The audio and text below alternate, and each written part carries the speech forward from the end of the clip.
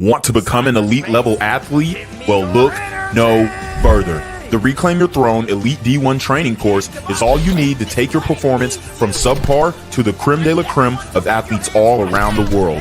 The purpose of this course is to give you a comprehensive weight training, speed, flexibility, recovery, and endurance program that is meant to prepare young athletes for collegiate and professional sports. This course is packed with over 2 hours of creative, action-packed lifts narrated and coached by yours truly to assure increased strength, speed, flexibility, recovery, and endurance. Hey, I get it.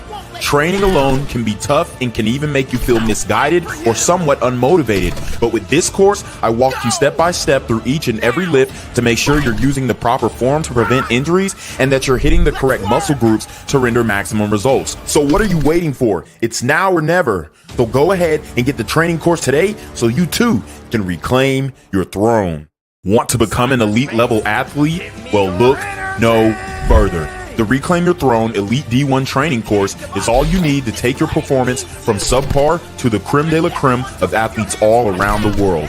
The purpose of this course is to give you a comprehensive weight training, speed, flexibility, recovery, and endurance program that is meant to prepare young athletes for collegiate and professional sports. This course is packed with over 2 hours of creative, action-packed lifts narrated and coached by yours truly to assure increased strength, speed, flexibility, recovery, and endurance. Hey, I get it. Training alone can be tough and can even make you feel misguided or somewhat unmotivated. But with this course, I walk you step by step through each and every lift to make sure you're using the proper form to prevent injuries and that you're hitting the correct muscle groups to render maximum results. So what are you waiting for? It's now or never. So go ahead and get the training course today so you too can reclaim your throne.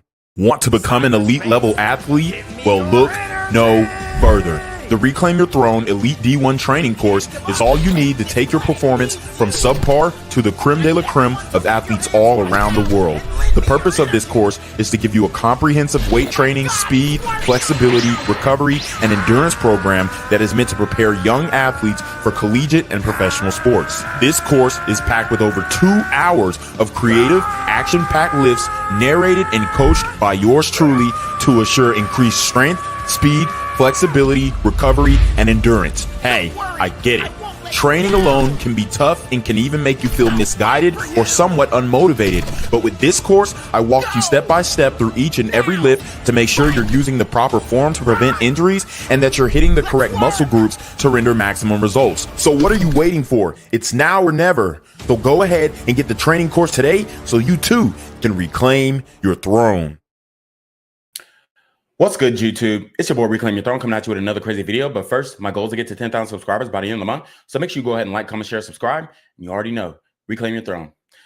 All right, guys. So we have a special guest with us here today. We got Lillith with us here. And we're going to be talking some dating, relationship questions. We're going to do some video reactions.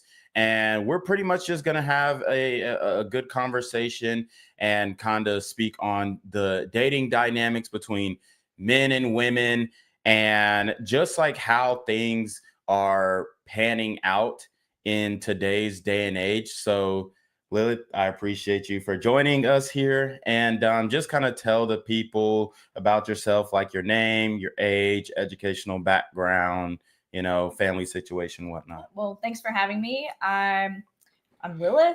I'm 35.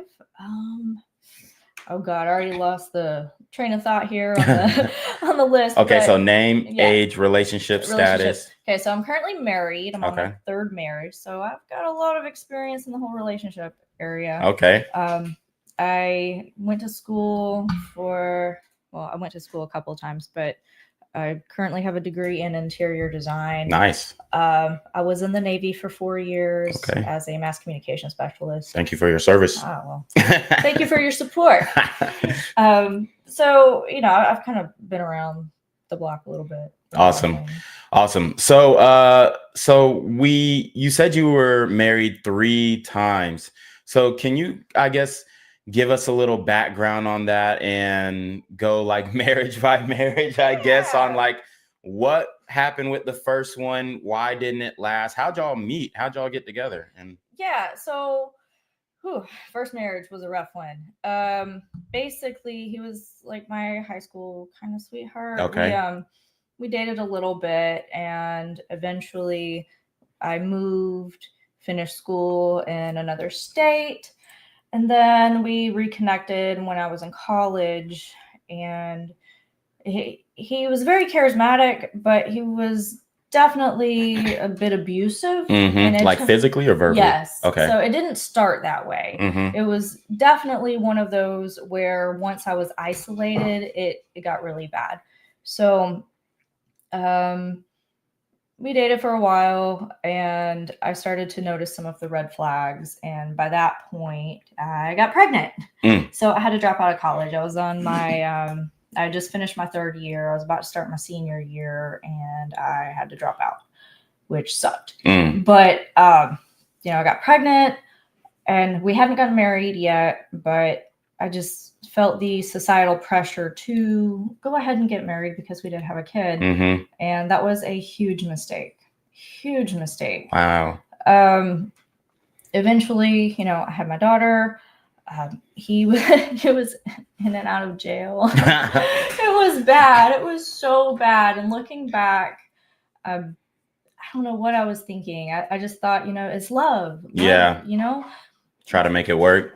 Right. So you would you say that you like fell for the bad guy? Yeah, definitely. Definitely. So what were some of the red flags that you experienced, like when you started to notice them, and how long did that honeymoon phase start? Because, you know, in the relationship and dating space, we talk about the honeymoon phase and how relationships start off, and it seems like it's peaches and cream, and then it starts to develop and deteriorate or turn into what it ultimately is going to be. So how long was that honeymoon period?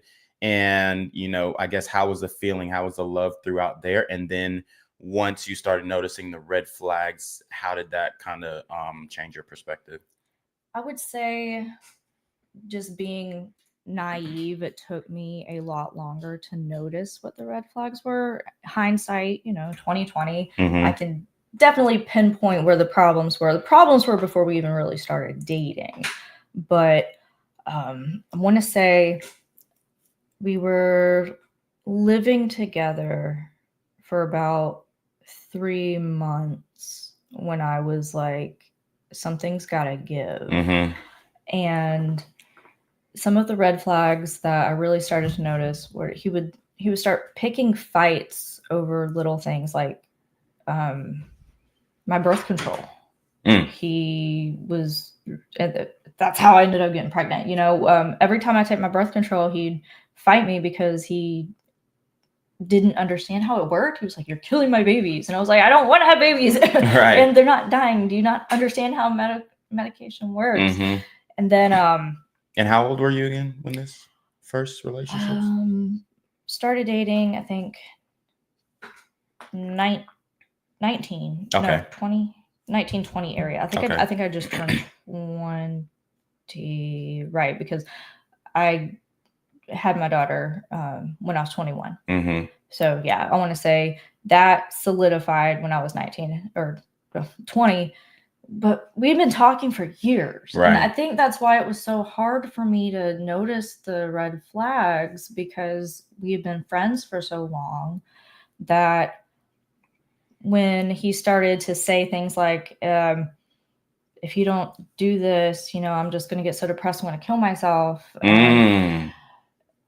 At the time, I didn't know. No one had really discussed relationships with me. They hadn't discussed, you know, manipulation or abusive tactics or anything like that. So I was really left on my own. And when he would say, "Look, you know, if you don't do this, if you don't tell my mom that you're going to move in with me, or if you don't tell your parents that you're going to move in with me, then I'm just going to go leave and I'm probably going to die." Or it was weird. It was really that's weird. Wild. And at first I was like really concerned. I was like, "Oh my gosh, I'm really hurting this man. I can't believe I'm doing this." But then as time got on, it was a cycle. There was that like the love bombing that they call it, where he would get me things. I'm a real nerd. I love Pokemon. So he would give me like little Pokemon plushies or Pokemon cards or anything like that. And he'd like give them to me and show me that he cared. And in return, I would, you know, clean the apartment or make food or like try new things. And if things didn't go his way, he would pitch a fit. And I want to say about 3 months in, I was like, I can't do this anymore. And then that's when I found out I was pregnant. Right. Dang. So that sucked. So he was like emotionally abusive and kind of like manipulating the situation, saying that he was going to self-harm in order to, you know, keep you, or I guess he would like threaten to self-harm to manipulate your behavior. Yes. Pretty much. Yes. Okay. So I mean, how did you deal with that? Because honestly, that's like it's a very common method for guys to threaten self-harm, like especially if it's a situation where the girl's about to leave him, or maybe he wants her to do something. I don't know, like I've seen it online. I haven't experienced it personally, but I've seen it online where a guy's like, oh, well, I'm gonna delete myself if, you know, you don't do this or whatever. So how did that make you feel? And then where do you think that was coming from him? He had a lot of issues just in his own childhood, his personal life. He also did. And y'all were the same age? He was a year younger. Okay. A year younger. So I guess technically same age. He also did a lot of drugs, like hard drugs. Like what type of drugs? From what he told me, I never witnessed it. But he just moved the mic. Yeah. I never witnessed it, but he did say that he had, you know, dropped acid and done heroin, and all of these things. I don't know how much I believe, but I do know that he would even he was an addict, just straight up addict. Right. Anything that he could do. I couldn't keep whipped cream in the house because he would, you know, like suck in the can. Oh wow, it was insane. That boy was a fiend. Oh yeah, he'd take like whole bottles of Robitussin and then chase it with a Monster. Damn, he's the reason why you gotta check your ID when you about to check out some medicine. 100%. So I want to say when he would say those things like, I'm gonna hurt myself, or it would be like, I'm gonna drop everything and leave you with this apartment because I was working like part-time at Build-A-Bear and I was a college student. So Build-A-Bear, damn, that's legendary. Yeah, but you know, part-time was not going to pay the rent. And we had like 2 other roommates, and one of the roommates had to bail early. So it was just me, a college friend, and him. And he would say, if it wasn't he was going to hurt himself, it was he was going to go to Tennessee to go live with his family and just leave me with everything here. And I was scared. I was like, I can't afford the rent. He can't leave. Or if he kills himself, I don't want him to kill himself. I don't want him to hurt himself. I don't want him to off himself. So it kept me around, but it really distressed me a lot. My grades dropped. So like I was all A's and B's. And then that final semester, my junior year, they just plummeted. And it's hard to stay focused when you're like in a relationship and that's like affecting your emotions and stuff. It was bad. So I was supposed to go to Germany. For study abroad? Well, it was just for a presentation. So I had a grant to go to Germany and I was going to give a presentation in Berlin. I can't remember exactly what it was, but it had to do with like art history and German. Okay. I was going to mix it together, but it was so long ago. The day before I was supposed to leave, he had a total meltdown and said, if I leave, he's going to kill himself. He needed to go to Tennessee so that he wouldn't kill himself. If I left, it was going to destroy our relationship. And when I got back, there wouldn't be an apartment. And it was terrible.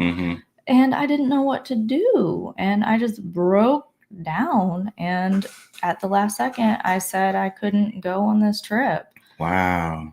And I regret it. But I was so young and uninformed. I didn't know what was happening. So I let him have his way. And then from there, a few months later, when the honeymoon phase was running out, I learned I was pregnant. So was it a boy or a girl? Girl. Okay. So she's 14 now. Yeah. Oh my gosh. Oh my gosh, she's a handful. I love her. Yeah. But, he definitely baby trapped me, if that's what you want to call it. Right. I think he knew what he was doing, because when I would take the birth control, he would fight just every time. And I ended up on an antibiotic, and I didn't know that the antibiotics messed with the birth control. So antibiotic plus me having to take it when he wasn't looking just made it ineffective. Damn. Yeah. Because people don't talk about that side of the game, where, you hear a lot of stories about women baby trapping successful men or athletes or famous guys and stuff. But you don't hear the part of the game where men baby trap women and, I guess, try and hold them back from whatever he's afraid of her becoming by getting her pregnant.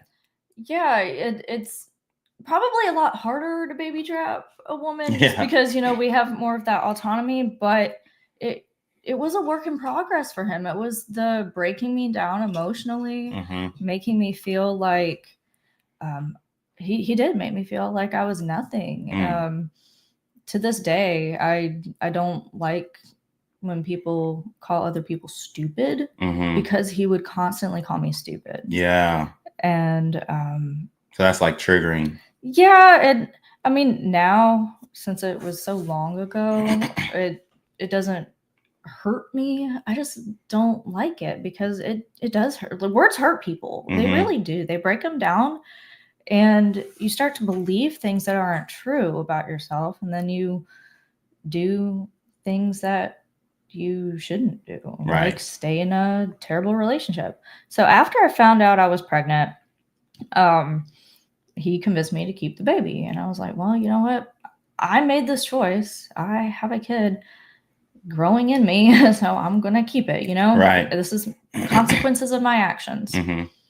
I was never once upset that I was pregnant, which I think was a good sign. I never cried about it. I never hated my life or like tried to end it abruptly. I just told myself, you did the thing, so deal with it. Right. So I hid it from my parents for a while. Just I never really had a good childhood. My parents, they were standard, stay-at-home mom. Still married, never. I mean, I'm sure they had issues that you just don't know about, but I never talked to my parents a lot about anything. I was kind of a black sheep, still am, but I was so anxious. I was so nervous about talking to them about anything, just telling them that I did the one thing they asked me not to do. Was get pregnant. I didn't have. They were like, just don't get pregnant. Well, I got pregnant. Yeah. So I went to my parents' house. I spent the night, I tried to spend the night. I told Joseph. I told Joseph that I was going to spend the night. I'd be back the next day.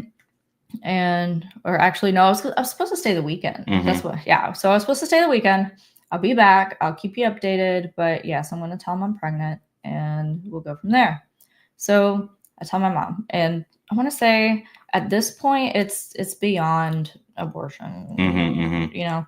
And I told them, I was like, Did they come from a religious background? Yeah, I mean, they're not very religious. Mm-hmm. I feel like they would go to church more for the social aspect. Mm-hmm. So, and I'm definitely like the opposite Right. of religious. I'm actually a Luciferian. Okay. So I'm Okay. definitely a black sheep. Definitely a black sheep in a Christian home. Okay. So they when I told them, they were like, well, you know what, in the morning we'll see what we can do about it.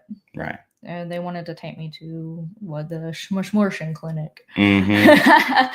And so I told Joseph over the phone, hey, so this is what's going on. I just want to let you know, but I am far enough along that I don't think I could even do that anyway. Mm-hmm. So we'll just work through it. And he flipped his shit. He just went off. If they're telling you to kill my baby and I want you to, you know, come home right now. I don't know why you're not even home yet. You weren't even supposed to spend the night. And you, I just can't believe what you're doing. And I was in tears. And I was about I think I was about an hour and a half, 2 hours away. So in the middle of the night, just like still bawling, I'm pregnant, I'm hormonal. I snuck out of my parents' house and drove home. And I was just bawling the whole time. And when I pulled into the driveway, this man was acting like nothing had happened. And it was so infuriating. And I'm just naturally defiant, which is probably why this next thing happened. Mm-hmm. So he got in the car with me to discuss what was going on. And I don't remember exactly what it was that I said. But at this point, he had effectively isolated me from my family, from my friends, and from anyone who could give me help.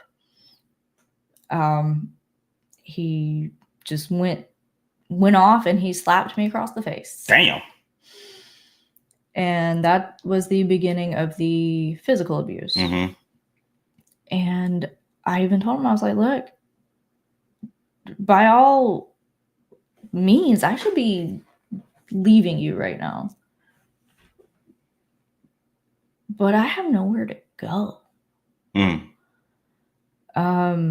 I felt like because I abandoned my parents that they would abandon me. And sure enough, as time went on, I could get to that point. But it's only been recently when I've built up a better relationship with my parents. But as I didn't really have a good one to begin with, I felt like I couldn't ask them for help. And when I did finally ask them for help, they did not follow through.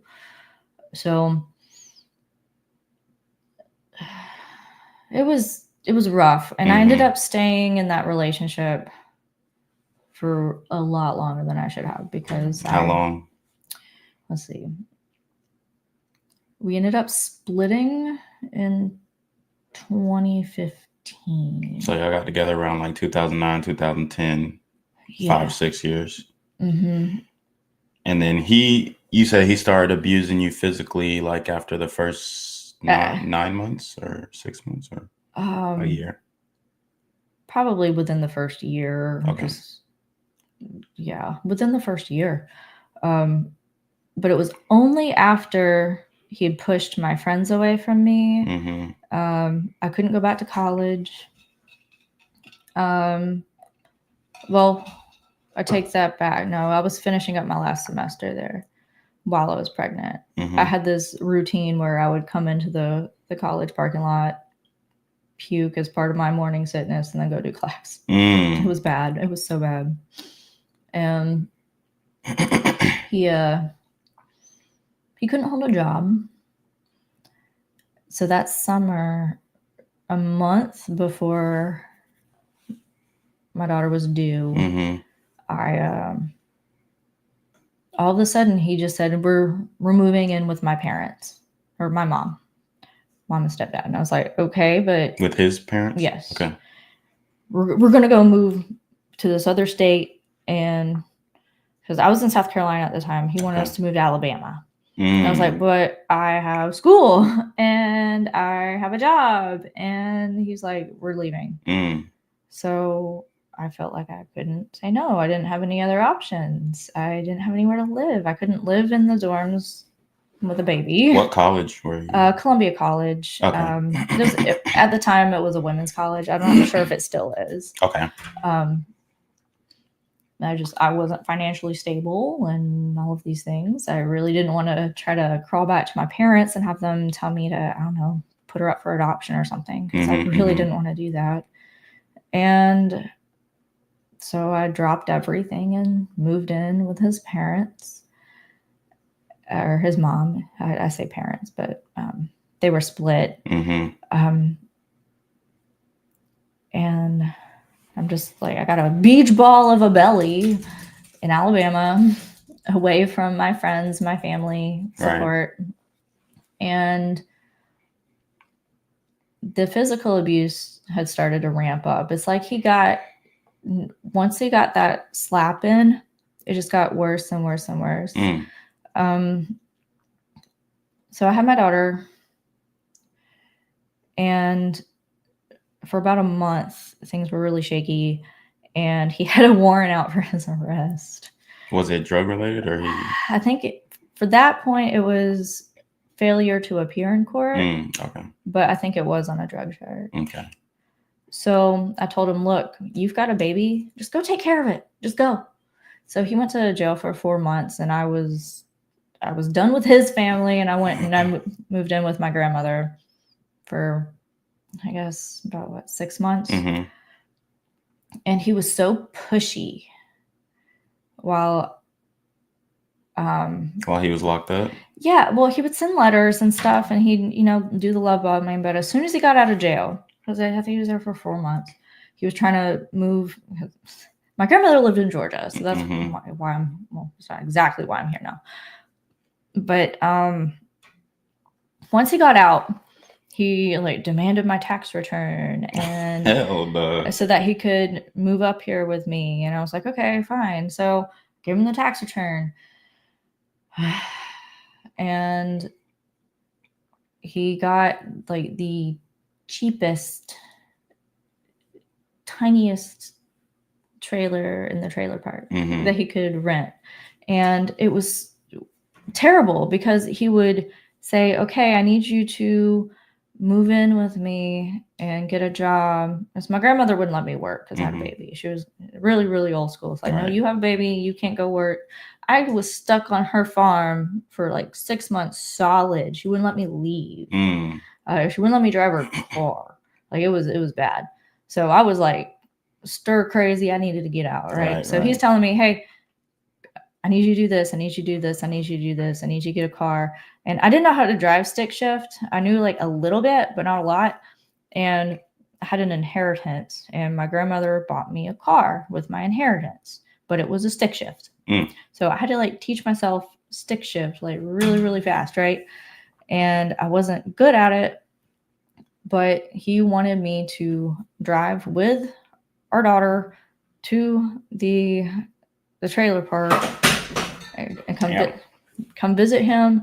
And I remember sitting there I stalled out because I didn't shift the gear the right way. And I stalled out in the middle of this intersection. I'm crying because I got my baby in the car and I don't know what I'm doing. And he's so demanding. And if I don't do this thing, as soon as he says he's going to leave me or whatever, it was bad. And I still felt like I had to marry him because I had a baby with him. And that's not true.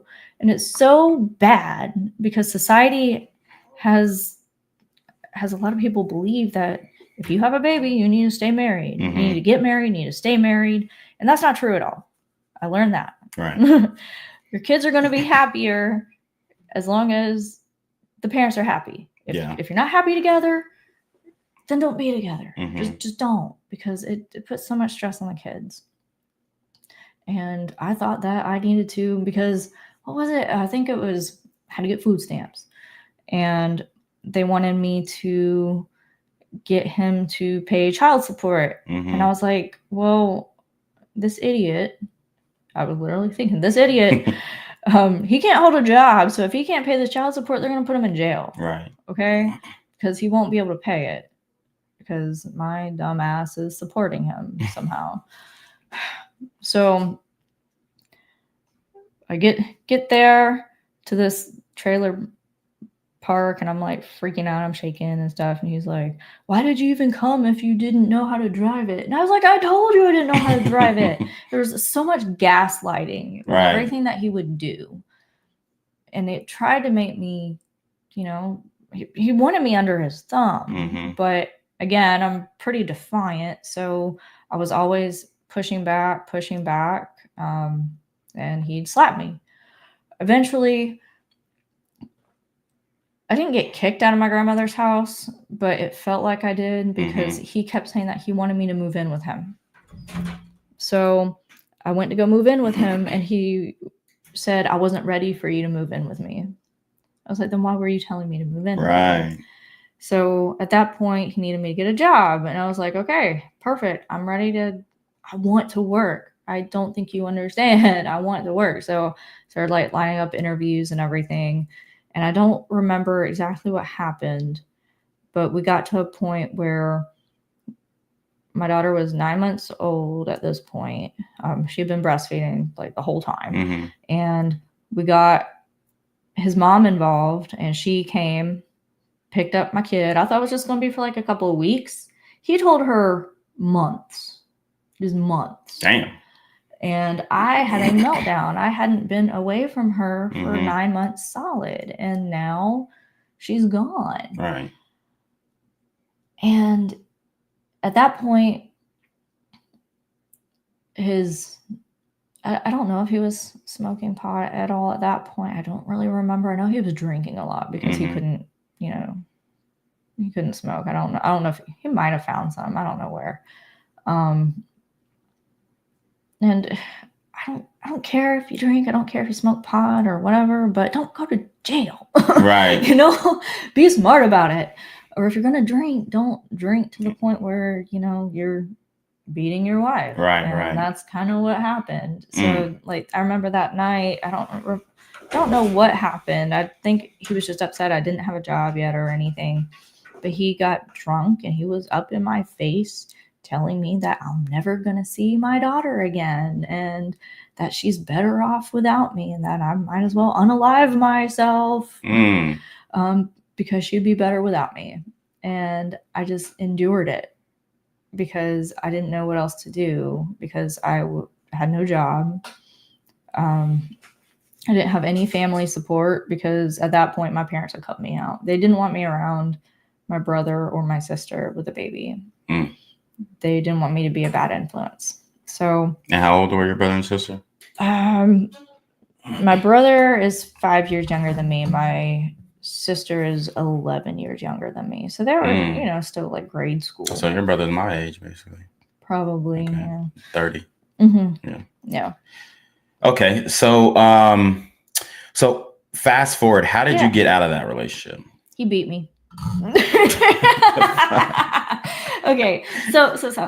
Okay. Fast forward. So I was sick of putting up with this crap. So I started to build an escape plan, an exit strategy, if you will. So I had been working as a waitress for a while and I was like, I got to get out of here. So I talked to a Navy recruiter and I said, what do I need to do?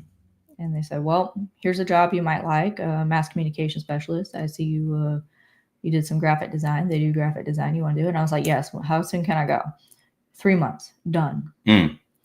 So I joined the Navy. So the Navy basically saved your life. Navy saved my life. So I went through my boot camp.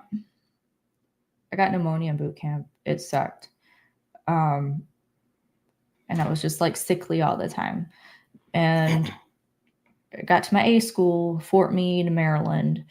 And after a month there, if you're married, you can have your family move there while you're in A school because it was like a year-long A school almost. I was there a little bit longer because he ended up getting drunk on base and then getting arrested. So that actually pushed me back about 2 months. So I was there a bit longer. And at that point, obviously I wasn't there. I was gone. I was in boot camp, but he hadn't been physically abusive for a while at that point. Probably because I was, taking doubles as a waitress and making sure we were financially stable while he couldn't hold a job. So joined the Navy, made him financially stable, couldn't hold a job, but he stayed home, let her watch horror movies at like 2 years old, 3 years old. Wow. And he drank excessively. So after that, I told my command, I was like, what do I do? They all said that they had my back and that, I don't know, they would say things like, you're really strong for being able to handle this. And I was like, I don't have a choice. Right. I can't not handle this. Eventually I get to my first command. After all of that is resolved, I got meritoriously advanced to E4 because I was top of my class.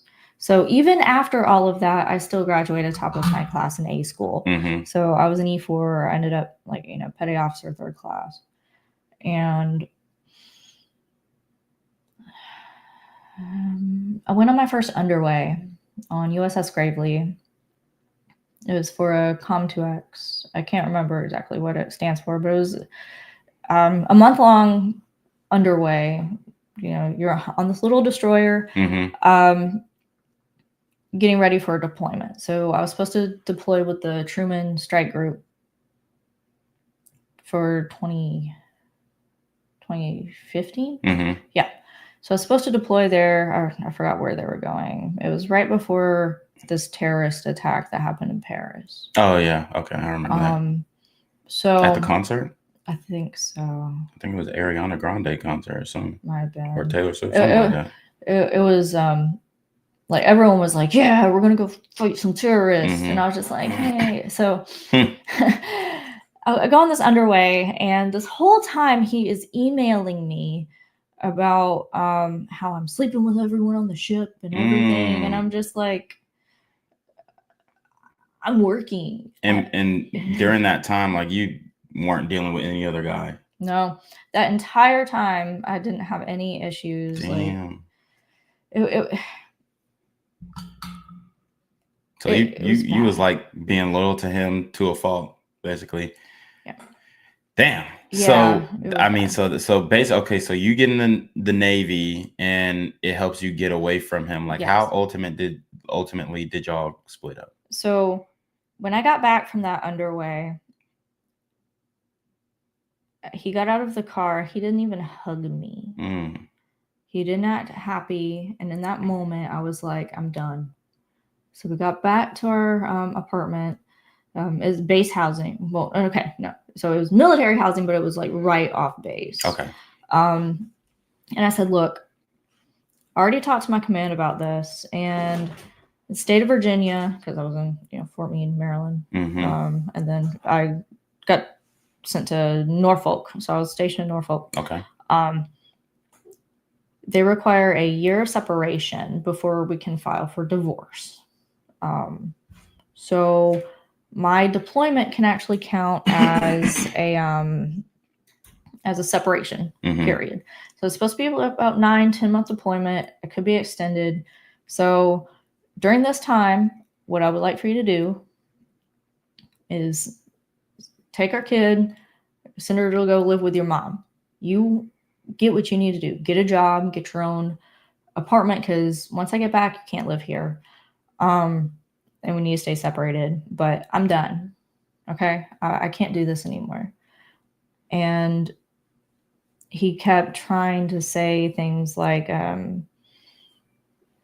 he would say that he cheated on me while I was gone. Damn. Trying to get like, yeah, I met this, I took our daughter to the playground, and there was this really nice single mom, and she was like, flirting with me and stuff. And I was like, okay, cool. Go talk to her. I don't care. What did he look like, by the way? I thought he was attractive. Was he tall? Yeah, he was tall. Lanky. Tall, lanky. How tall? I'm short, so everyone's tall to me, but he was, like 5'11", Okay. 6 foot, something like that. Mhm. Like tall, lanky, skinny white boy who used to, wear the punk rock shirts in school. Okay. Gotcha. So, I mean, he's charismatic, attractive. He always got the ladies. Mhm. So, I mean, it's very possible that everything he said was the truth, but I didn't care. Right. I didn't care. So, a couple of days go by, and he threatened to kill me. Damn. He got really drunk and he threatened to kill me. So I went to my command and I said, look, this is what's going on right now. And I just need somebody to know, what can I do? So I talked to a JAG, your military lawyers, and he said that I could do a restraining order. I was like, well, I could do that, but I really need him to, be here for our daughter until I can get her to her grandmother. So I can't really do a restraining order just yet. And they were like, okay, but just understand, if he keeps doing this, you might really want it. A week later, day before Halloween, he gets super, super drunk. And he starts to, I guess he's talking to his brother on the phone. Then he comes to me and he says, look, while you're gone, my brother's going to come move in with us. And I said, no, no, this is military housing. Anything that happens here is a reflection of me. Right. If you damage it, I pay for it. If someone gets called, the police get called or something, it's on me. And I can get in trouble for what you do. So no one else is moving in. No. And he just flipped out. And so I took my daughter, I went to the bedroom and I closed the door. And I said, we're not talking until you are sober. And he started banging on the door. And I opened it and I said, what's wrong? And he's like, you don't slam this door on me. And I was like, I don't care. You are drunk. I'm not talking to you. So I closed the door again and I locked it. And I turn and I go to sit on the bed with my daughter. And all of a sudden he kicks in the door. And he said just like all these things, like, you don't slam this door on me. Yeah. So I looked at him dead in the eye and I said, you are drunk. If you don't stop, I'm calling the police. And he kept going. He said, call the police, call the police. And I was like, okay, I will. So I grabbed my phone. I walked out, go into the kitchen, and I called the police. I'm like really quiet. I'm like, hey, I just want to report like a domestic disturbance. I need somebody here. And once he realized that I was on the phone with the police, he snapped. He came up to me, grabbed the phone, was like telling them, hey, she's just crazy. Nothing's wrong. No one needs to come. And so I tried to grab the phone from him, and he's tall, I'm short. I'm like 5'2". So I'm like trying to like grab the phone, and he turns around, pushes me down, and then starts punching me in the face. Damn. Like just wailing on my face. And in that moment, I felt relief because I was like, I have a reason to leave and no one is going to judge me. Because up until this point, I mean, we have a daughter. Everyone kept saying, you need to keep trying. You need to keep trying. And I was like, you don't understand. I can't. And he's just beating my face. So at that point, I'm like, okay, I can get out, but I need to survive. Right. So I can get out. So he takes my phone again and starts turning, and I'm trying to grab it from him because like, this is my lifeline. I don't even know if he hung up on these people. The dispatcher didn't even get my address yet. So he took my phone and he threw it in the toilet. And I was like, gosh, why? No, hell no. So I go back to the bedroom where my daughter is, and she said, Mommy, your nose is bloody. And sure enough, like there was blood like dripping down my face. And I said, it's okay. I'll be okay, Lily. So he comes back, and the phone, I guess he grabbed it out of the toilet. He said, they're calling again. Tell them not to come. And so he hands me the phone, and she's there, and I'm like shaking, I'm bloody. And she's like, ma'am, I really need your address. And I'm like looking at him, and I've got her on the phone, and I just start saying the address. As soon as I do that, he picks up our daughter, puts her in the closet, grabs the phone, smashes it against the wall, comes back to me and starts wailing on me again while I'm on the bed. Damn. All in my head. He didn't go anywhere else. And at one point I turned and he punched me in the ear, and it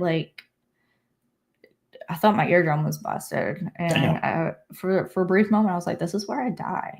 Damn. It was that scary. I was cornered, and I remember looking for something to grab, and all I have are stuffed animals because I'm a nerd. And I finally grabbed my 3DS, and I'm like, this is the only hard thing I can grab. I'm like, help me. So I throw this 3DS at him, and it throws him off enough that I'm able to slip by him. I grab our daughter, who already crawled out of the closet. She's like 4 at this point. Grabbed her. He comes over and he starts wailing on my head again, and I shield her, and I said, stop, you're gonna hurt her. And he hesitated. He never wanted to hurt her. He never hit her or anything, but obviously it's still abuse, child abuse, to see that. Right. So I scooped her up and I ran out, and our apartment was on the 2nd floor. So I opened the door, and as soon as I get to the stairs, I'm thinking, oh God, he could throw me down these stairs with her. So I took her and I put my body on her, and I went to the grounds and just held there like a turtle. And he was wailing on me again at the top of these stairs. And then our neighbors underneath were already on the phone with the police too. Thank goodness. And were they military too? Yes. Okay. So it was all military housing. So what ended up happening after that, as soon as he saw that they were also on the phone, he went and grabbed a jacket and he ran off before the police got there. And after all of that, I just broke down. I finally broke down, and my daughter's like, Mommy, you still have blood on your nose. And I was like, I know, sweetie, I know. So that put me in a position where the Navy helped me out 100%. My command, they took me off that deployment, put me into therapy, helped me with getting set up with childcare. And this was during the Obama administration, right? Okay. Yes. So it was so much better with him gone. Being a single mom sucked, but it was so much better than dealing with any of that. Oh yeah. I mean, if you got a guy who's beating on you, you gotta go. Oh yeah. And obviously you were young, and that influenced why you stayed in that relationship, and you're trying to make it work, and you had a kid, and you guys are married, and you got all these societal pressures and familial pressures saying, hey, you got to stay together, you got to keep this marriage going.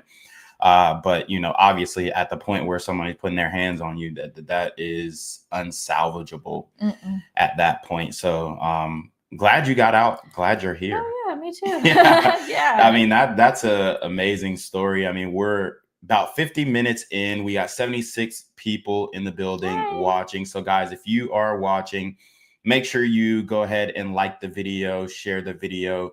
If you're watching on X, go ahead and transition over to YouTube if you want to get some super chats in to ask some specific questions. We're streaming on X, YouTube, Twitch, Instagram, Rumble, and Kick. So pick your poison. But you did mention something that piqued my interest. You said that you were Luciferian. So I know a lot of people are going to be like, what? She's a Luciferian. So I want to ask you about that and kind of get into how you were introduced to, is Luciferianism the same as Satanism? No. Okay. So how are you introduced to Luciferianism? What is it? And I guess how does it contrast from, we're in the Bible Belt, obviously. So how does it contrast from everyday life of a Christian and a Luciferian? Well, I guess I can just start at the beginning. Okay. I haven't been a Luciferian for too long. I mean, 3 years, I think, is when I finally made the leap. But I've been spiritually different since at least 11, 12 years old when I started, questioning Christianity and everything. Okay. I considered myself pagan for a very long time. I bounced between different ideas. I really just liked philosophy. One of my minors was philosophy. My college was religious. It was a Methodist college, but they encouraged exploration of different religions. So I had like a philosophy of religion course, and I just found it very interesting. So with my pagan background, reading tarot, doing like witchy things. Okay. I never considered myself a really good witch because I didn't really do any of those things. Right. I just so you didn't cast spells, or I tried. Tried a love spell. Yeah, never a love spell. It was usually more like, I need money, please. Oh, okay, yeah, money spell. Yeah, so just connecting with different entities, spirits. For a while, I thought it was like, depending on if you're okay. So Christianity would be considered the right-hand path, and then the left-hand path would be like Luciferianism and other versions of that, where Christianity, you serve God. In Luciferianism, you work alongside demons to reach your goals and to build relationships. Okay. Now, my certain sect of Luciferianism, I was introduced to. I was looking for spells, and I stumbled upon the Order of Dark Arts, Seventh Witch House, and I joined their group on Facebook and bought a few of their books. And from there, I've had a few consultations with one of the authors, just learning things about the history of Luciferianism and that particular sect. So if you want to call it a cult, you can. Okay.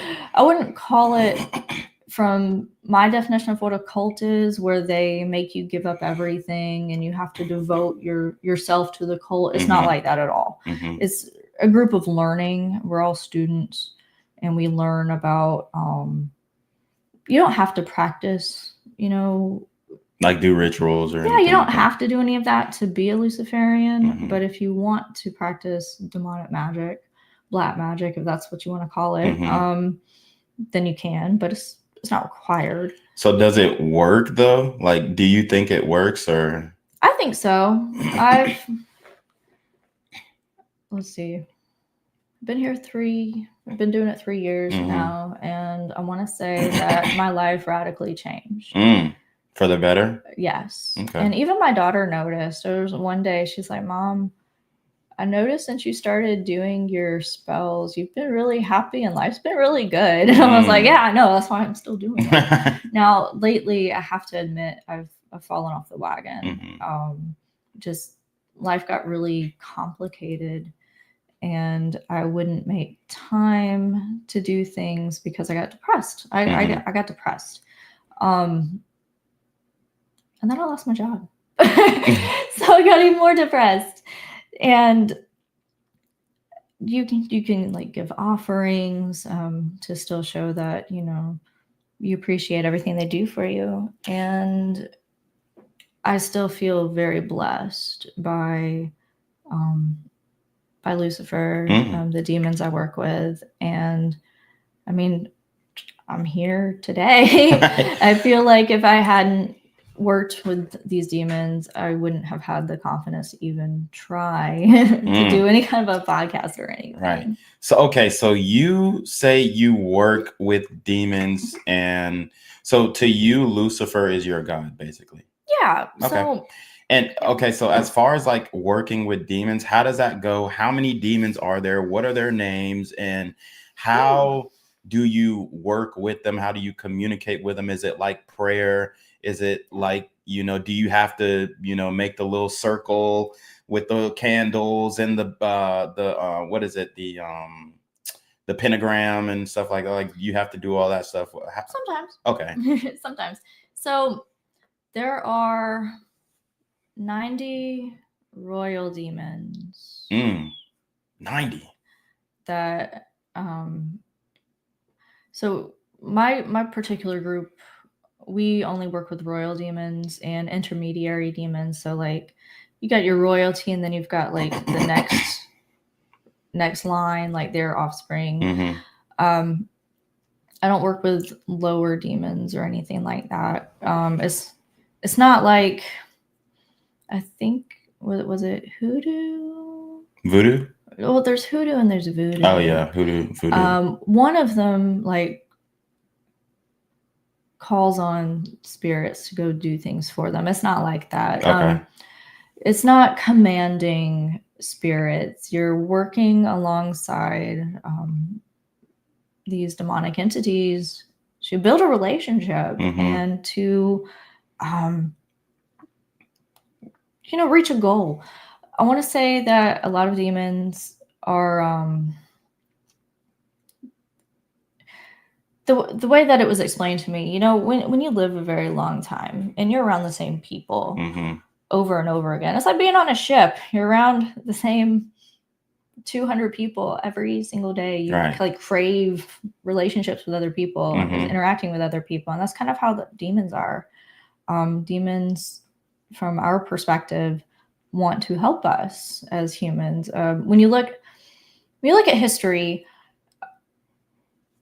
all of these gods from all of these other religions, faiths, especially from the native standpoint, like Mayan cultures, Aztec, ancient Rome, Greece,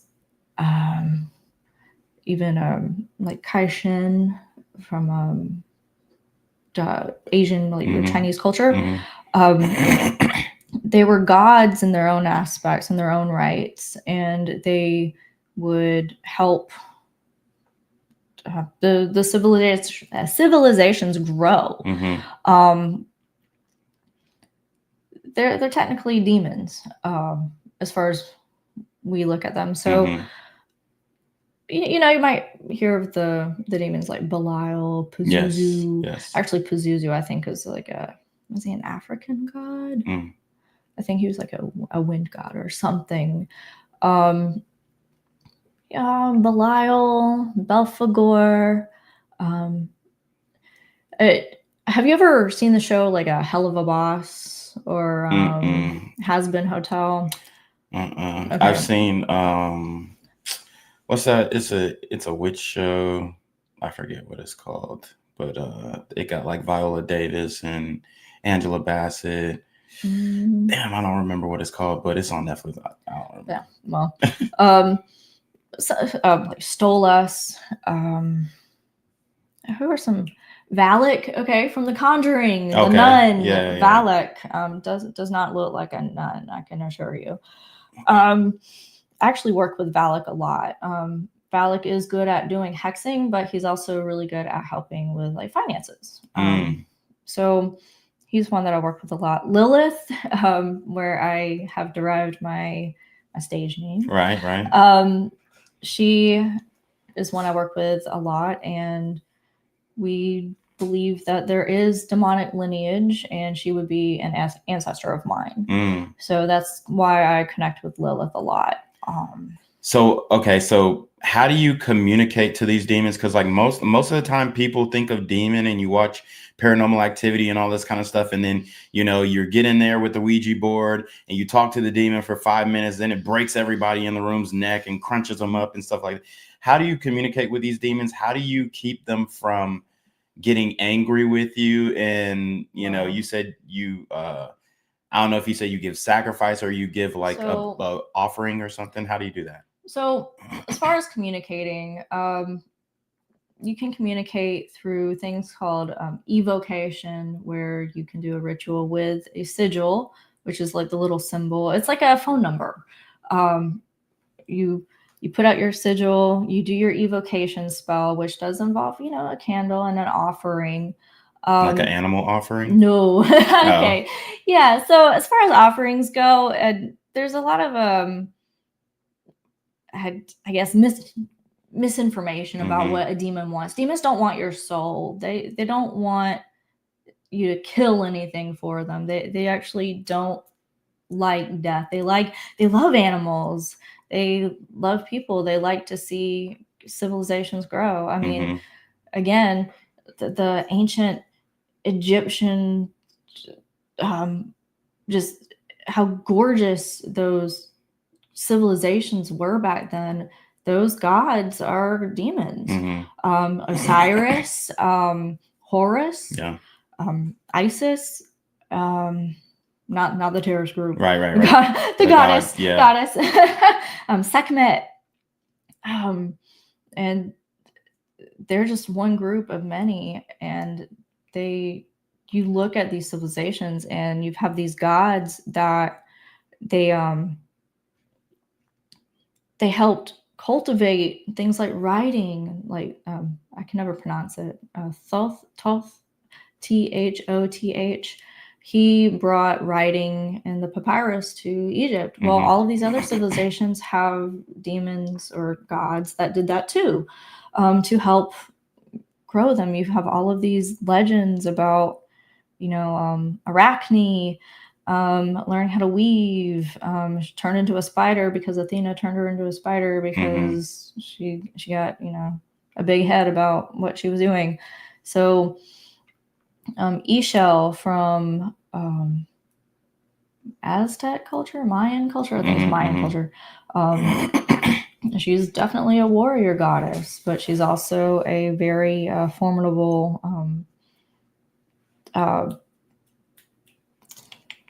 friend. She's a great ally to have when you have issues with self-esteem. She can help you feel like a queen, a goddess. So when it comes to offerings, just like people, we all have our own preferences. We have things that we like. So they just have things that they like too. Some do like blood offerings, but they don't want a lot. They just want a drop, just a drop of your fresh blood. No like menstrual blood or like anything nasty like that.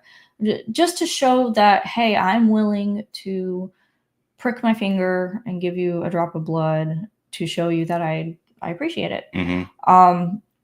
Some, I know Valak likes licorice and gin. So a lot of them do like alcohol, but Valak does not like blood offerings actually. So I don't give him blood. Lucifer, we don't work directly with Lucifer in most things. You can't really do like an evocation with him. He's considered the emperor of, hell. So he delegates everything to the other demons. Now there are spells and rituals and you can give offerings to Lucifer, but there's no like, we do things called invocations where it's like a mini possession where we, and like you invoke the Holy Spirit when you're in church and you're praying. It's like we invoke, like I invoke the demon Lilith to help me with my self-esteem. And if you want to, come possess me for a little bit, make me feel a little bit better about myself, please do that, because some days I'm feeling really rough. So it's just things like that. Okay. So do Luciferians have like a 10 commandments or anything like that? We have tenets. Now I haven't memorized them, but basically, just give a few, just roll some off. Be your best. You want to always try to level up and be better than you were the day before. Obviously, there's no hurting children. I want to say, so you don't hurt kids, be your best. Be proud of yourself and what you do. But hexing is healing too. So if somebody does you wrong, it's okay to ask a demon to level the playing field for you, so to speak. Sometimes people get away with things because our laws, don't always bring justice the way that we need them to. Like, for example, after my ex-husband, late ex, he's gone now, so I don't have to worry about him anymore. He died? Oh yeah, he gone. Oh, did you hex him? No. I wish I could take credit for that. I really wish I could, but no. His addict self, he got one of those little cans and passed out into a ravine and drowned. Damn. Yeah, so karma exists. Damn. And that was before you started the Luciferian stuff. Yeah, so I rarely use any of my energy to dwell on things like that. But every now and again, if somebody really bothers me, here we go. We're just gonna hex them a little bit. Right. Here you go. And then you leave it alone. Okay. I think most of what I do, I ask for money. Right. So you mentioned Lucifer being the emperor of hell. Mm-hmm. So I don't know if this is going to be a controversial question, That's fine. but okay. So you're Luciferian. Mm-hmm. Lucifer is the emperor of hell. Mm-hmm. You worship Lucifer. Mm-hmm. So you're saying you want to go to hell? Yes. Okay. Yes. Okay. So what Let's go is to hell hell. to you? Like what is hell to you? What do you think it's like? Is it weeping, mourning, gnashing of the teeth? You're burning for eternity, or is it like just a free for all? You do what you want, do what thy will type vibe down under. So, a lot of this information you can find in the Introduction to Demonic Magic by Ashley Otori. Mm-hmm. She is one of the founders of the Order of Dark Arts group that we have, but she explains it in a way that when the fall happened, when Mm-hmm. Lucifer and Yahweh, Elohim, depending on Mm-hmm. Mm-hmm. when they split, because let me back up. Right. So in Luciferian beliefs, Lucifer and Elohim were brothers. They're Right. brothers, Okay. and they were actually co-creators of Earth. Mm. And there weren't any issues until humans came around. Lucifer had saw the potential in humans to rise to the level of Of angels. Okay. Yeah. And Elohim didn't want that. In the way that the story is told, Elohim wanted humans to serve, and Lucifer wanted them to grow and cultivate and come to their level. Mm-hmm. And there was a lot of fighting about it. And eventually they split. The Adam and Eve story. Sorry, I need a little more water here. Good. I'm talking so much. So the Adam and Eve story. Lucifer went to Elohim, God, and said, I think humans would like to be like us. I think that we should give them a shot. And Elohim said, okay, well, I think they like to be ignorant. So we're going to put them in here and we'll see what happens. So Lucifer, as himself, I know in the story it's a snake with the apple from the tree of life. Yeah, tree of knowledge. Oh yeah, I think. So went to Eve, and they chose knowledge. Eve was like, "Hey, yeah, no, I want to know. I want to know things." Mm-hmm. And I think this story in Christianity kind of paints women as the source of evil, because without us, we wouldn't have left the Garden of Eden. Mm-hmm. And we never would have known anything. We wouldn't have known death. We wouldn't have known anything beyond I'm living here with these animals and this thing. I'm naked. I don't know that I'm naked because I'm just an animal like everyone else. And then with the tree of knowledge, it angered Elohim that, you know, they wanted to do this. And they got expelled from, you know, Eden, like the story goes, and Lucifer and Elohim split. Now, from what we are told, some of those demons who were angels but now are demons went with Lucifer. They weren't forced out. They kind of went willingly because they believed in what Lucifer wanted for humanity. Right. And that's consistent with the Bible as well.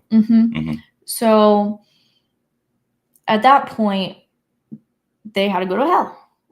So they go to hell, and it sucks. It's a barren wasteland, and it's hot, and it's terrible. And there were already some like Leviathan is one of the demons that we work with, but he was actually there. He was keeping the seat warm. So he was there, I guess, to kind of I don't remember exactly because it's not in front of me, but there's hell, and then there's what we call the hive, and that's where the souls go that are being punished. Okay. So he was kind of like in charge of that area, making sure that everything was going according to plan. And Lucifer and the other demons, the royal demons, rebuilt hell to almost mimic, if not outshine, heaven, to have a place to live. And eventually, with their low numbers, they decided that they needed to rebuild belief in themselves. And eventually, with humanity, you know, doing its thing, they went to the different civilizations as gods. And every now and again, they'd hook up with some humans, and you'd have your bloodlines there. So I want to say it was like a 1 in 14 chance that you have demonic blood in you. Just because, you know, Zeus. Now, I don't know if Zeus himself is a demon, but you know, you got stories of these gods going around and doing hanky-panky with all these humans. Right. And creating giants and stuff. Yeah, so the Nephilim in the Bible. Right. Stuff like that. It's funny how all of these different civilizations have the similar stories. Yeah. And it's at some point there's a common thread. And so when it comes to going to hell, yeah, I want to go to hell, but also believe in like reincarnation, like in the Buddhist aspect of, you know, you constantly are reincarnating, you're trying to do better, be better, ascend. And eventually with the left-hand path, you want to cross the void, cross the abyss, to ascend and have that ego death. I don't know if anyone has read any Eckhart Tolle and The Power of Now. That's something that really helps, just living in the moment, living in the present. But the mind, we are not our minds. We are, at our core, we are souls. We are conscious beings. And our mind tends to cloud that judgment from us. And when we have our dark nights of the soul, and we have our ego death, it helps us kind of widen our perspective of everything around us. And with Luciferianism, you want to keep growing and keep expanding on yourself, not just to help yourself, but to help others and create a society that is worth living in. So, okay. So what is the experience from your, I guess, understanding? What is the experience in hell once you die? Like, is it painful, burning, like, or what is it? I guess it depends on what you've done in life.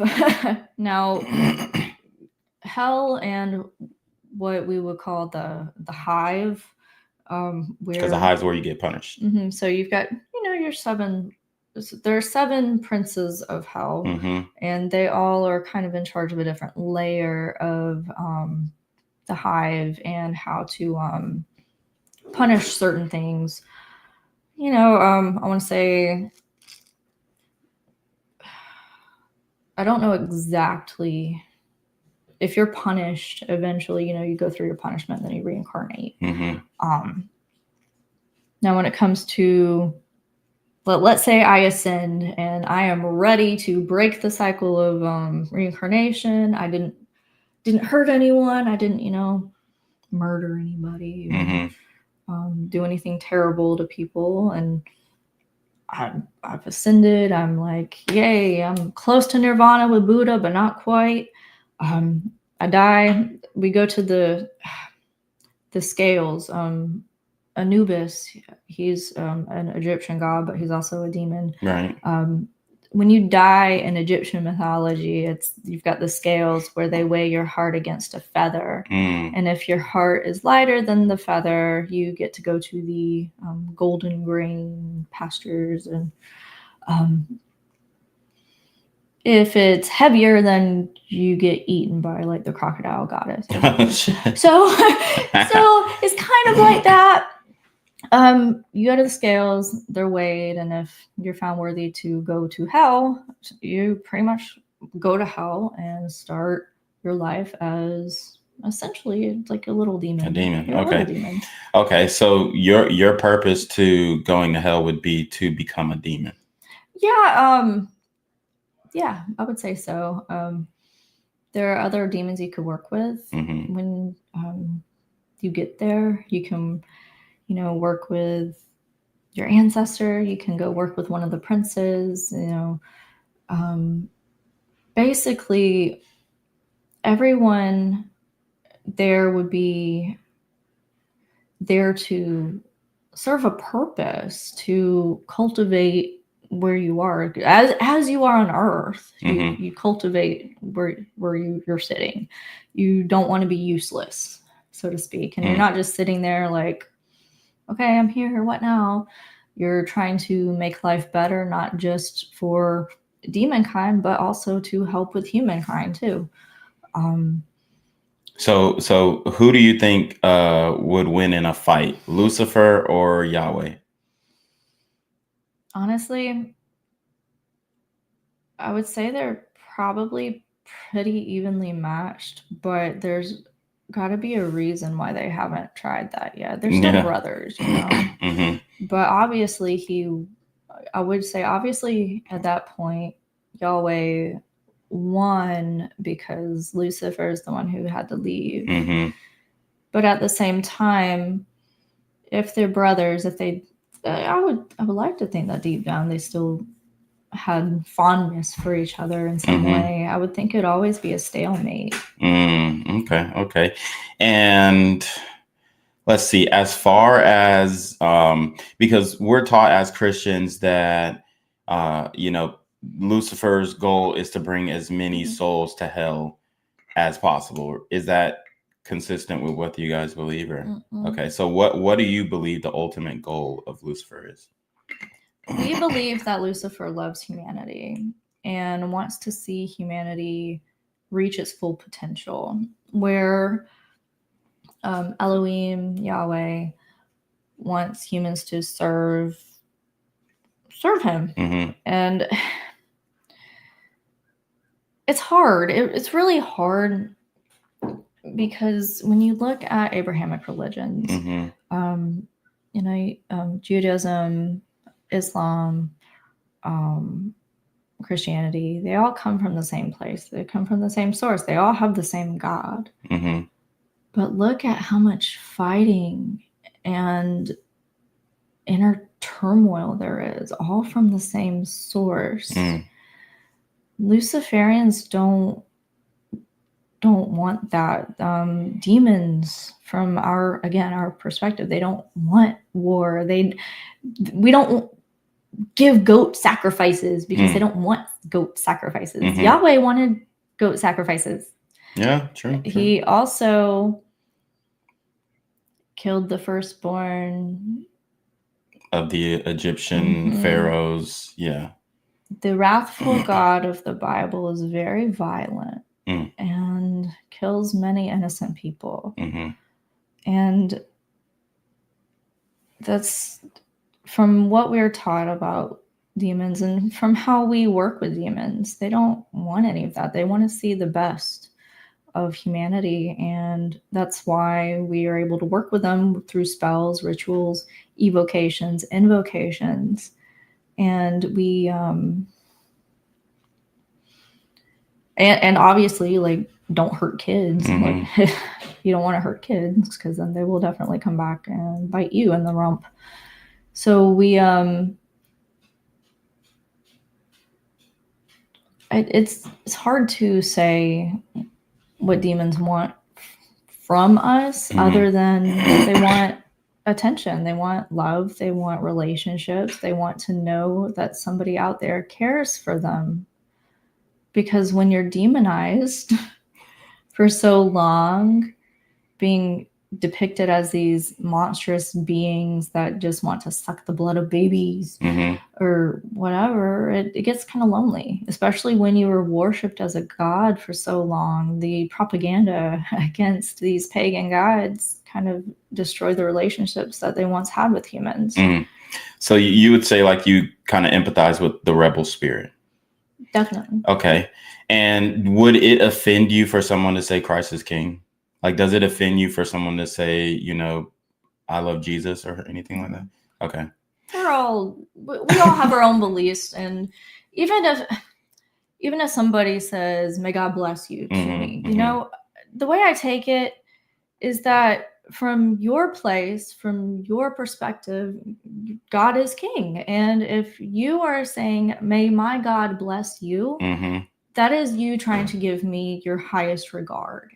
And so I don't see it as offensive or anything. Wow. So we are almost 90 minutes into this conversation. I mean, it's flowed kind of like an interview, but it's really a conversation. Hashtag reclaim your throne. Guys, this is groundbreaking stuff. I didn't even know we were going to get into like a religious philosophy type of conversation, but yet here we are. So guys, make sure you hit that like button, that subscribe button. If you want to get a question in, hit the super trap on YouTube, hashtag reclaim your throne. We're probably going to go for like 20 minutes left. We're going to do some reaction videos. So we did get into your first relationship. We'll probably have to break this off and do another part because you're very interesting to talk to. Cool. I will say. So not that far away. Yeah, exactly. So we'll definitely be able to get a part 2 in this thing. But I want to get some reaction videos because I got some queued. So this is from like some reality show where you have this guy and she sounds very foreign. And it looks like they're getting into like some type of argument here. So what we're going to do is we're just going to react to this clip. And then I just want to kind of get your opinion on her behavior, his behavior, how you would go about it, how you think the guy should respond to it and whatnot. So let's get into it. Seems like you're always mad at me. Yes, I am. You always make me mad. Doesn't seem like that's a good thing. You. This isn't like the life that I signed up for. I don't like fighting. Yes, I am mad because it's You're you always disappointed mad. to me. But you're And maybe always me mad. asking why I be with you. Why? Like, why? And you never make me happy. Exactly. So like, what are we doing Never. here? Shut up. I am so furious right now. I cannot believe, we fighting a lot and you just continue to make more fightings? Are you kidding me? You're very opinionated, and you try and be so dominant. You try and you try and act like you're the boss of everything and everyone in the whole world. You're not, though. I am. You're not. I put up with all your baggage and all your good stuff because I love you. Mentiroso. Don't interrupt me. Mentiroso. Don't interrupt me. Mentiroso. Like, I am how I am. You don't like it, leave. Okay, so for context, this is from 90 Day Fiance. Oh, God. And basically the concept of the show, if you guys out there aren't familiar, is guy goes overseas, finds a foreign wife, comes back, tries to make it work. So that's what you're seeing here. So from your point of view, who was wrong, who was right? How would you respond or give advice to each party in this situation? End it.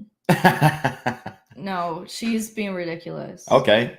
She's not even trying to communicate. She's a big part of relationships, I've learned, is definitely you have to communicate. But she's sitting here saying, you made me mad. Nobody made you mad.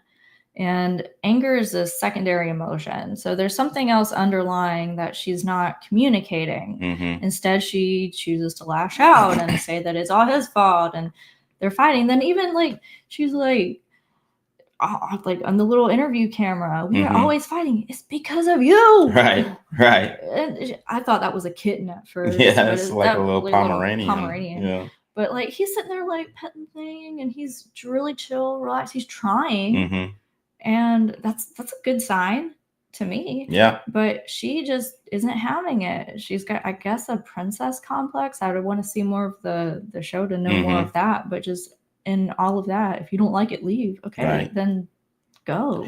Okay. So this like this whole 90-day what is it? The 90-day fiance thing? It kind of brings up a conversation online called Passport Bros. Are you familiar with the Passport Bros? I think so. Yeah. Okay. So basically the Passport Bros are men who feel like American women aren't cutting it anymore. So they're going overseas to find quote unquote more submissive women who, right, exactly. Who, are supposed to be nicer and more feminine, all that kind of stuff. But in this case, you got a guy and then he chose a more domineering woman. I mean, she's attractive, but it seems like she's kind of running the show here. So what do you think about Passport Bros? What do you think about guys saying American women aren't cutting it, let me go overseas and try my shot at a more what they would deem as more traditional woman? I guess it depends. Like, who are you trying to get here that you are so desperate to go overseas and find somebody who's going to treat you like that? Right. Like, I guess as I was in the Navy, so I met a lot of men who found women overseas, especially, from like the Philippines and stuff. Right. There's actually, we call it the Filipino mafia in the Navy. So a lot of men finding wives overseas. Usually the more submissive ones tend to be from the Asian culture. So I'm not sure exactly where he went or where he. Yeah, she's more Latina. Yeah, and that's like the opposite of submissive. Right. So he got all the spice. All the spice. Yeah. So I don't know. I think the whole trying to find a more submissive wife, be careful what you wish for. Be careful what you wish for. Okay. Because I feel like if you have to go to a completely other country to try to find somebody who's going to put up with your bullshit, then you probably want to work on your bullshit. You want a woman who's going to be a bang maid. But are you going to really be fulfilled? Right. Especially when it gets to a point where y'all are old. Right. And she's not bangable anymore. True. I mean, there are a lot of American women out here. We're cool. We're not all bad. Right. And I understand on one hand where there's this idea that American women are very demanding or we have high expectations of the men that we're with. And yeah, we do, because we realize our worth. So when you go overseas, are you trying to find a woman who doesn't know who she is, who doesn't know her worth? Are you saying that women aren't worth things? Okay. So I feel like it depends on how you view women. Now, obviously, don't put up with crap. Don't. And I have been told that I'm not like other women, and that's probably because I'm not sitting here. You start all the fights. You do this. You do this. But at the same time, you have to own yourself and own your abilities, what you bring to the table. Quit putting it on the woman to bring the submission to the table, to make the food, take care of the kids, also work, take care of the house, do the laundry, and also work. It's a two-way street, and you have to meet in the middle. You can't expect women to fill a traditional role while also filling a modern role. Right. So you believe in 50-50. It would have to be. Now, and that's not necessarily divide the funds 50-50. No. That's divide the responsibilities of relationship 50-50. I feel like even with a traditional relationship, it's 50-50. Yeah. Where you've got, your man bringing home the bacon, and then I'm here taking care of the kids. And I've been like a stay-at-home mom for like a month now, and I love it. Yeah. And the kids are so happy with me home. Right. And I'm really dreading going back to a traditional job, which is, well, yeah. So there's nothing wrong with a traditional relationship. And if that's what you want, then go for it. Right.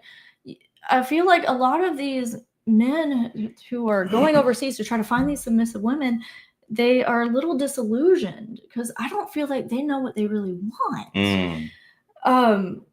Because if you want a submissive woman, that's fine. But what's going to happen when she's expecting you to bring home the bacon while she stays home? But you're like, well, you're staying home all day. Well, why don't you get a job?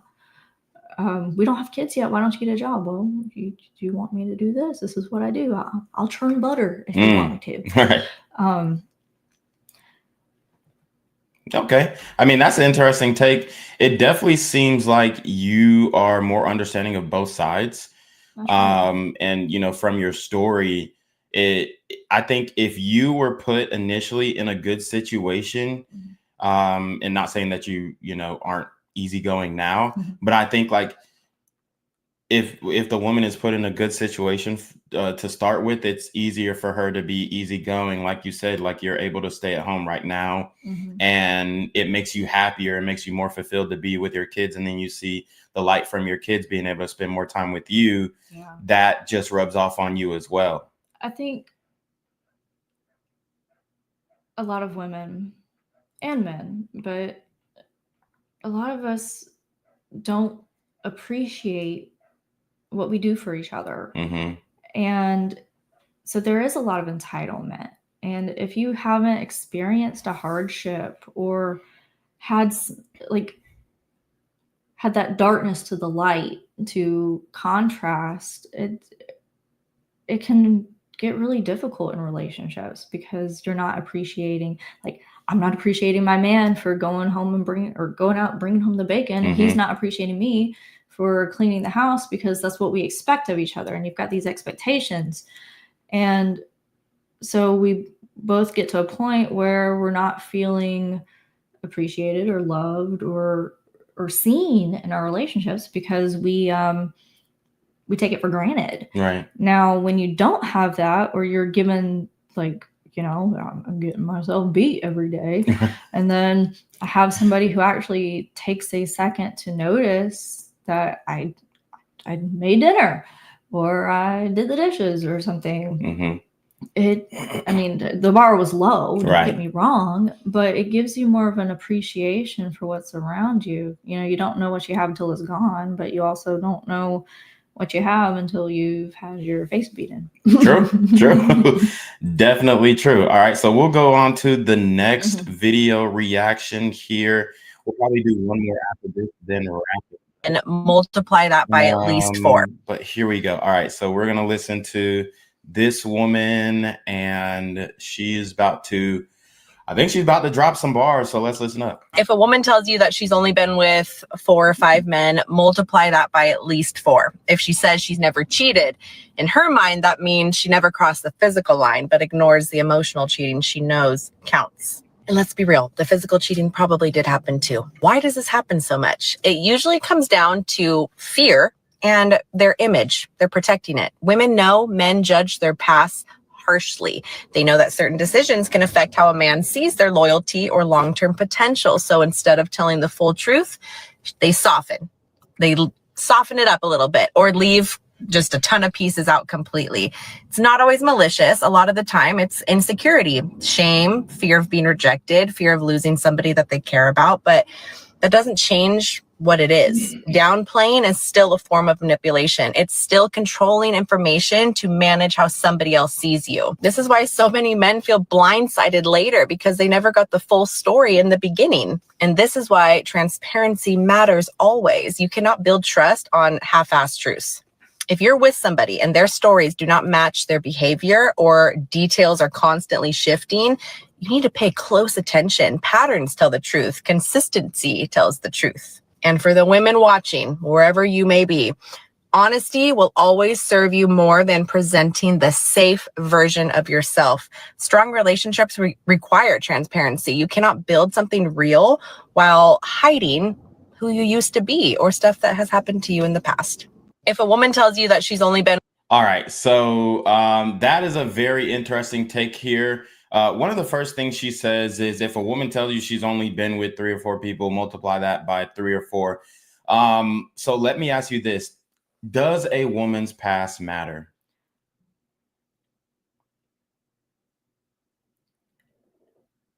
Only in the sense of who it made her today. Expound upon that. Now, I don't really understand the whole body count thing. But our pasts don't define us, women or men. It's how we react and how we build upon it and how we take the lessons we've learned and the things that we've done and experienced and how we utilize them in the present and in our futures.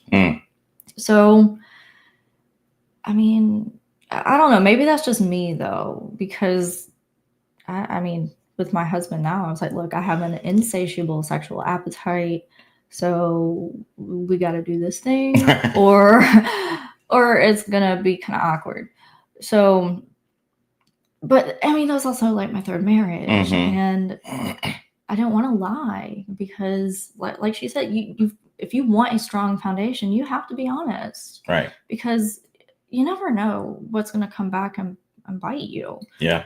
And if you try to soften it, if you try to lie or say, like, you know, I only slept with 10 guys. Well, maybe, but give me a minute. Let me count on my fingers, you know, because if I'm wrong, it's not because I'm trying to lie. It's because I don't remember. I'm sorry. But if it comes out later that, you know, you lied about that, then what else could you have lied about? You know, it messes with that trust. So I don't think your past matters so much as long as you own it, recognize your faults, and continue to grow. Okay. So you said you don't really understand the body count thing, and that's like a huge conversation online right now, especially within the last couple of years about body count. So, so as like from a man's perspective, obviously a man is gonna want to have a woman who has, quote unquote, less experience for like marriage material. Now, obviously, like men are going to put you in a different category. So he's going to put you in the either fuck zone, or he's going to put you in the relationship wifey material zone. So I think like as far as like just a casual sexual relationship situationship, men don't really care about body count in that context. But like, oh, if I'm going to wife you or something like that, then a man might be more apt to care about body count or want to understand a woman's path. So like when you said you don't understand it, what part of that like do you not get? Or do you just think it shouldn't matter at all? I guess from my perspective, do you really want to be hitched to somebody who doesn't know how to give a good BJ? Right. Now,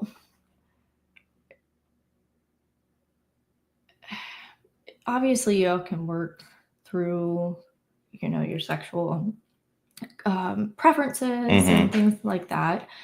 But, someone who's inexperienced in sex might... Okay, let's be real. If you're inexperienced, you don't know what you like, what you don't like. And I was sexually active since 14, which I'm not necessarily proud of, but it is what it is. And a man never gave me an orgasm until I was like in my 20s. Damn. Well, yeah, I mean, I guess you wouldn't expect a teenage boy like I mean, I don't know who you was fucking at 14, but I mean, I'm assuming they're in the same range. But even then, like, my first husband accidentally gave me an orgasm, and from there, it was me having to like stimulate myself. But even then, some men that I was with, if I would try to stimulate myself during any kind of sexual activity, they like would, with a sex toy or just just with fingers at that point, but they would get offended. And it's like, I'm sorry, you're not doing it. Right. You're not doing it.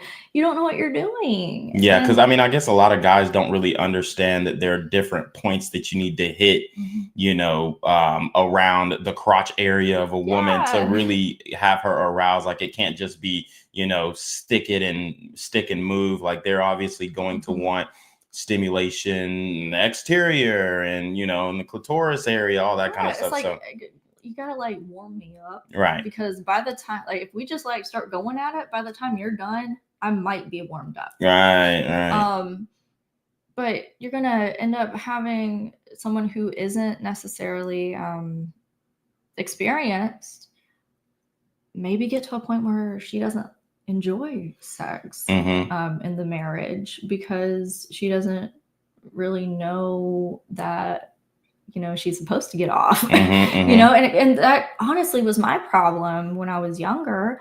With my first husband, I didn't know. Right. And it took me a very long time to realize that it's a two-way street. I'm supposed to get off too. Right. Because I would get off through masturbation. He couldn't or wouldn't do it for me. And when you are with somebody who is inexperienced or doesn't know that aspect, you could end up marrying somebody who ends up absolutely just hating sex. It feels like a chore. I just need to do this to make my husband happy, and then whatever. And then they might want to go explore later. They might be like, well, sex sucks, but hey, look, I saw this or I read this romance novel, and now I really want to go try this, experience this, and then it falls apart. And then you might cheat, she might cheat because y'all aren't getting what y'all need in the bedroom. Okay.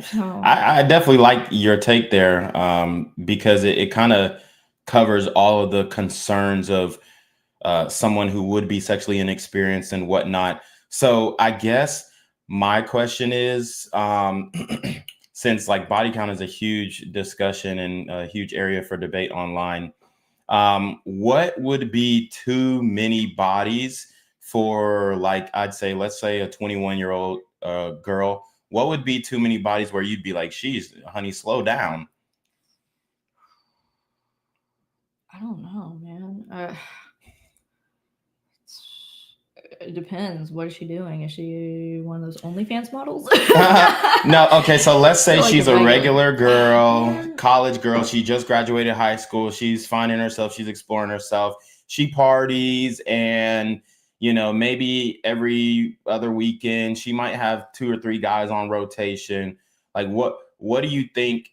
Like, coming out of, like, say she spends 4 years in college, 18 to 21, 22, and then she graduates. Throughout those 4 years, how many bodies would you say would be too much? I'd probably, I don't know. That gives me anxiety. Like, there's so much out there. Like, not just pregnancy, but like STDs and stuff. Right. Maybe I would say 10. 10. Okay. I mean, that's a fair number. Okay. For sure. Because like most guys online, from my viewpoint, and they're mostly saying, okay, well, 10 is where I would draw the line for wifey material and whatnot. And I mean, obviously that number's been pushed back, just how societies progress, and people, some say people are more promiscuous now. Some say they're less promiscuous now. So, just a definitely an interesting topic that we could probably expound upon maybe on a second episode. But yeah, let's get this last video in. Let's see. Okay, so this one is gonna be kind of like right on the same topic. You got Ray J, and he says he knows a girl with 45,000 bodies. Some of my homegirls got 45,000 bodies. Nigga, nobody got more than Will Chamberlain, bro. Bro, I know girls that got 45,000 bodies. How the fuck they got 45,000? For sure they got 45. What? Listen, it's some with 30, 35, 30. 30 racks? She's supposed to be dead, my nigga. By accident, she should have had AIDS 100 times, bro. What are we Blue talking said about? he just gotta chill. He just chilling. This is crazy. He just like, I just never heard of these numbers. Is Blue, diabolical. You been in a strip club? I ain't never heard 45,000 bodies. I'm with That's Blue. diabolical. I'm with my best friend right there. I never heard 45,000 bodies in my life. Here's what's crazy. I just did the big celebration. They did the the whole confetti at Booby Trap. Shoot, what did we do it for? Celebrating how many? Celebrating 10,000 bodies for Ray J. I couldn't believe he got 10,000. Yo, let me shake your hand. You deserve props for that. Well, that's a lot. I'm not going to cap. It's probably like 11,900. But why you not counting 11,900? I don't know if that's for sure, but I know it reached 10 once I got all the way there. Yo, the number that I got, I thought was beastly, but 10,000? I'm over. So for context, Ray J is a guy who had the sex tape with Kim Kardashian and whatnot. So he's saying he got about 11,900 bodies, and then he said he knew a homegirl with 45,000 bodies. And if you watch that video, you see a different reaction from when they were talking about the woman with 45,000 bodies, and they're talking about the man with 11,000. I mean, either way, if you're in the tens of thousands of people you had sex with, that's a lot for any person in general. So what do you think about the double standard of men being able to have bodies without the societal judgment and being looked at as players or looked at as cool or ladies' men? Whereas if a woman has 45,000, hell, if she even had 11,000 bodies, you'd call her a slut, a hoe, and all that kind of stuff. What do you think about that double standard? And do you think it's fair, or do you think that over time men should adjust their thought process and play it fairly when it comes to men and women with high or low body counts? I think it's stupid. And I said I don't like using that word. So yeah, there's totally a double standard there, and I guess that's where I'm saying, like, I don't get it. Mm-hmm. Like, 45,000? How I don't know. Ow. That's miles of dick. Miles. Oh my God. That just makes me hurt. I feel like I'm just. So 45 bands is too much. Secondhand chafing. Just like, how? Well, I don't know if you know Lily Phillips and Bonnie Blue. They're like OF girls, and they're like, I guess there's one of them did 100 guys in a day, and then the other one's going for 1,000 guys in a day. So like, I guess, how do you view that? Because it's funny because there's like a juxtaposition, right? Where if a man doesn't have a lot of sex, or if he's even a virgin, like, you're going to get made fun of, you're going to get ridiculed. But if a woman doesn't have sex, to a man, like, you're going to be like, oh shit, like, I need to lock this one down. Whereas women might judge it differently, but they might say, oh girl, you need to go ahead and get out of the way and just get your experience, whatever. But you know, for high body counts, it's the reverse, where you have, if a man has a high body count, he's praised, and a woman has a high body count, she's, you know, disrespected. So I guess, how do you see that dynamic? Do you think the double standard should change? And if so, like, how?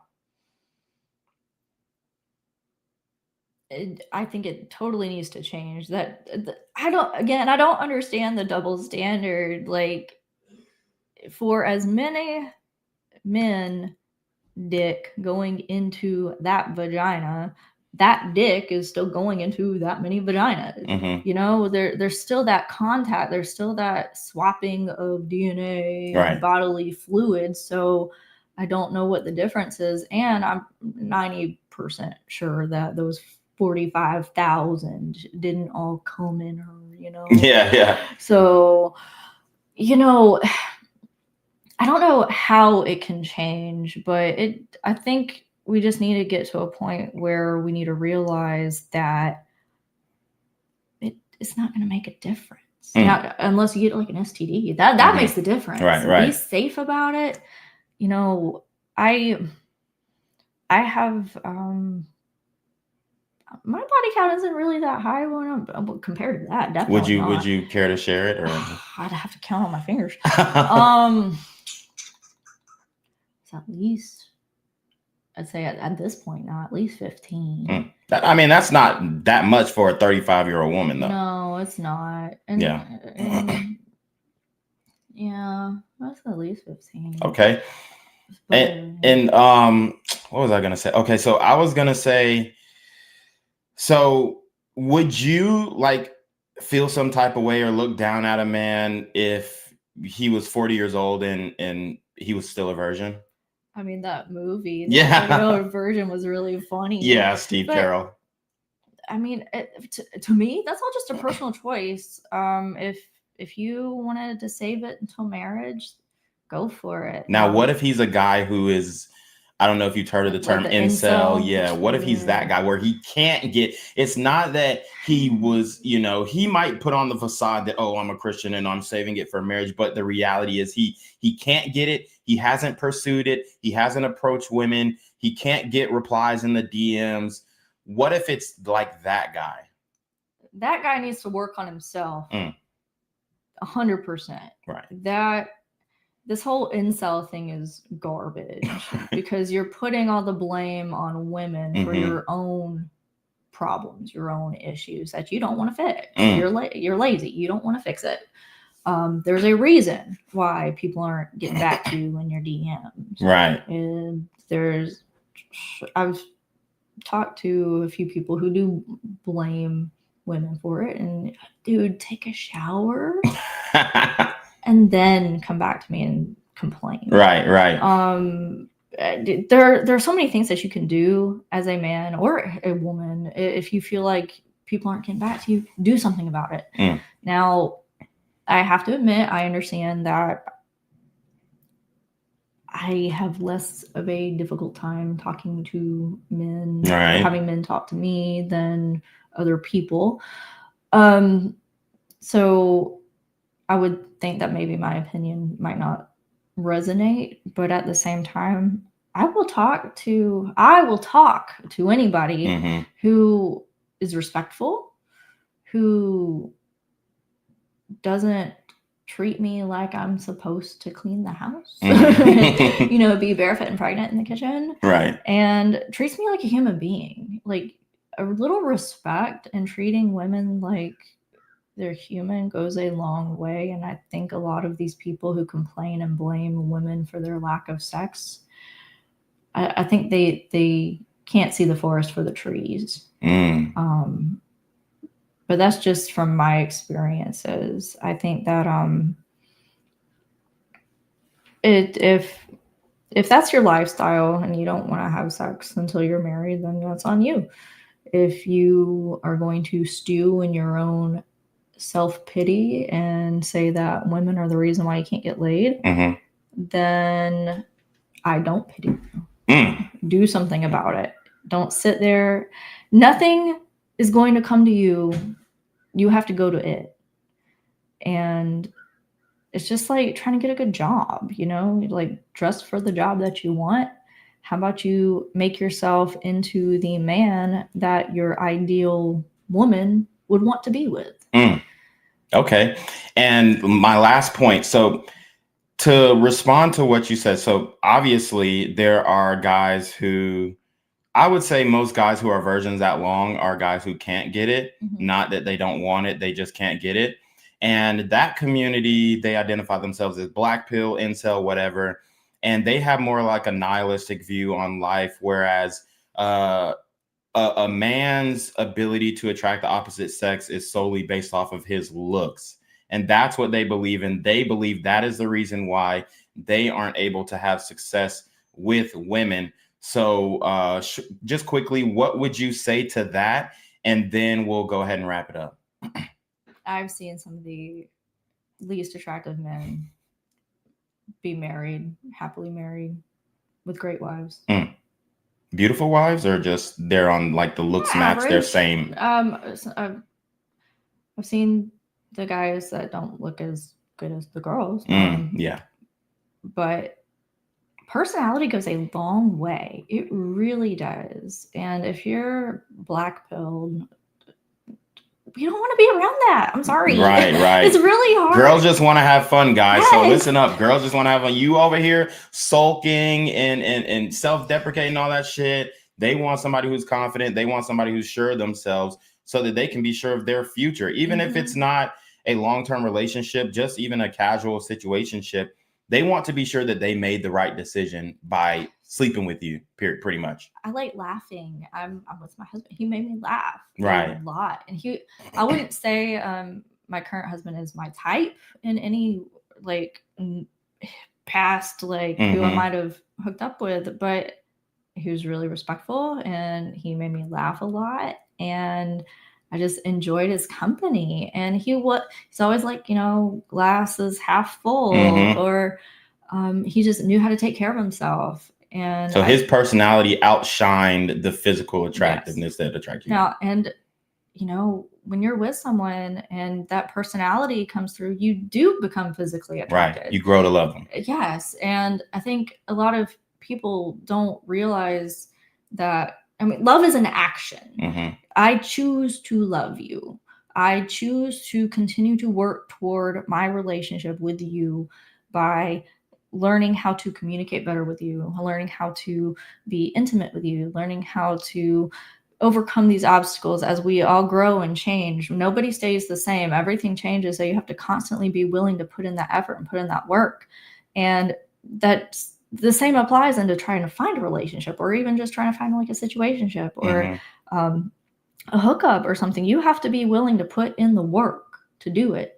Nothing is like, I could do all the magic I wanted to, all the demonic magic, but it's not going to come to me if I don't walk out the door. Right. I can't do a love spell and go and sit there and say, okay, I'm going to find a husband now. Right. Here we go. I mean, even the Bible says faith without works is dead. So you got to put in the work. Totally. So put in the work, work on yourself, quit being black-pilled, because nobody wants a buzzkill, man. Nobody does. Nice. And on that note, we are going to end it off here, guys. I appreciate everybody for joining the stream. We had 232 people jump up in the building, supporting Reclaim Your Throne, supporting Lilith.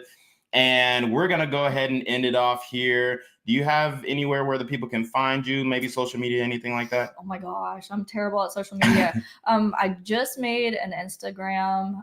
It's at Lilith Day, DAE. So Lilith DAE.